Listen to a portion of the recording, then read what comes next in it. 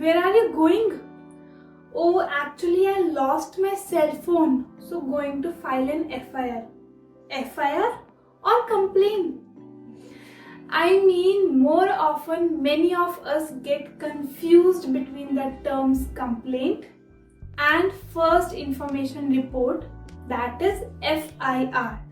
However, there are few major differences between them. So hello guys, I Preet Verma. Today in this video we'll discuss the meaning of complaint and FIR and the differences between them. However, before discussing the major differences, let's understand the meaning of these two terms. So let's begin with the term complaint. So what is a complaint? A complaint is a noun that expresses the complainant's grief, dissatisfaction, annoyance, etc. with the situation. Now, what is FIR? So guys, FIR or First Information Report is a written document prepared by the respective police officer, especially when he receives information about the cognizable offence. It is only after the registration of FIR the police initiate the investigation process. I believe now you understood the fundamental meaning of complaint and FIR. So now let's check out the major differences between complaint and FIR purely in legal language. Now, based on definition, that is according to section 2 clause D of the Criminal Procedure Code, states that complaint means any allegation made orally or in writing to a magistrate with a view to his taking action under this code, that some person, whether known or unknown, has committed an offence but does not include a police report. Its explanation says that a report made by a police officer in a case which discloses after investigation the commission of a non-cognizable offence shall be deemed to be a complaint, and the police officer by whom such report is made shall be deemed to be the complainant.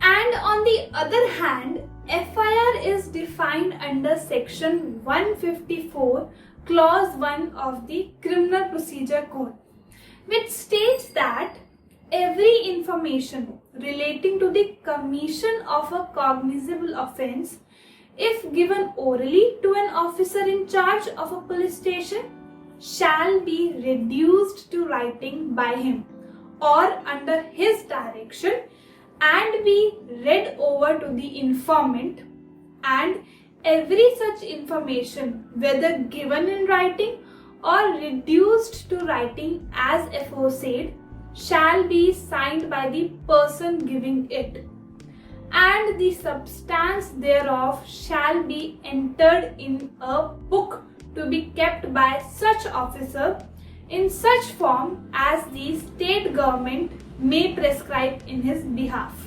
Oh, it is too lengthy a sentence, right? So definitely many of you may not get it, and I believe so. But don't worry, I simplify it, okay? So it says regarding the cognizable offence. Guys, please pay attention to it. Regarding the cognizable offence, if any person informs a police officer about it, he or she needs to take cognizance of that information, and based on that, he or she needs to write down the given information officially in the same format as defined by the respective state government enter in the book. And finally, the police officer needs to take the sign of that informer on the same piece of paper. Now, besides, there are two more points, guys, that you need to understand here.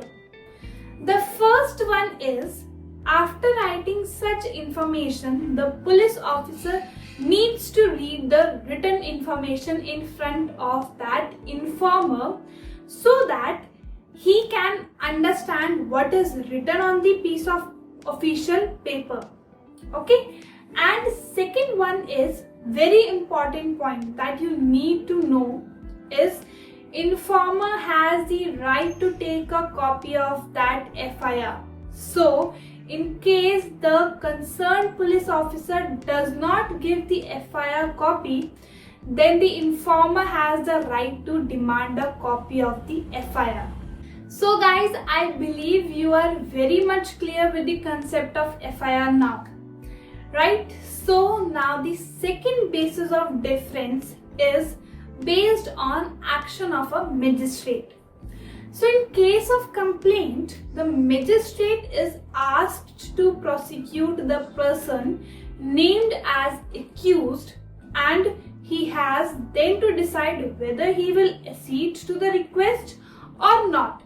If he does not, then he must record his reasons under section 202 clause 1 of the Criminal Procedure Code, and may either make an inquiry himself or direct an inquiry or investigation, or dismisses the complaint under section 203 of the Criminal Procedure Code after recording his reasons.